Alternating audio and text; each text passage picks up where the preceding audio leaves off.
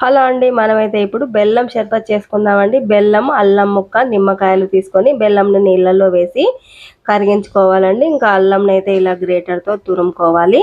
నిమ్మకాయలన్నీ cut చేసి ఇంకా రసం అంతా పిండేసుకోవాలండి. చాలా బాగుంటుందండి. చెరుకు రసంకి ఏమాత్రం తీసుకోకుండా చాలా రుచిగా చాలా హెల్దీగా ఉంటుందండి. ఇంకా అల్లం వేయడం వల్ల పైత్యము అలాంటివి కూడా పోతాయండి. ఇంకా అల్లం, నిమ్మరసం ఇలాంటివి ఎండాకాలంలో తీసుకోవడం వల్ల కూడా ఒంటికి చాలా మేలు చేస్తాయి అని అయితే చెప్తారండి. ఇంకా నిమ్మరసం డిహైడ్రేషన్ను అవన్నిటిని తగ్గిస్తుందని, ఇంకా వాటర్ కూడా ఎక్కువ శాతం తీసుకుంటే చాలా మంచిదని, ఇంకా నిమ్మకాయ, బెల్లము ఇవన్నీ ఆయుర్వేద చిట్కాల్లో వాడేటివేనండి. ఇంకా ఒంటికి చాలా ఆరోగ్యాన్ని చేకూర్చేవేనండి. ఇంకా నిమ్మరసం పిండిన తర్వాత మొత్తం వడగట్టుకోవాలండి. ఇంకా చల్లని నీళ్ళల్లో వడకట్టుకొని ఇంకా ఐస్ క్యూబ్స్ ఉంటే కూడా వేసుకోవచ్చండి.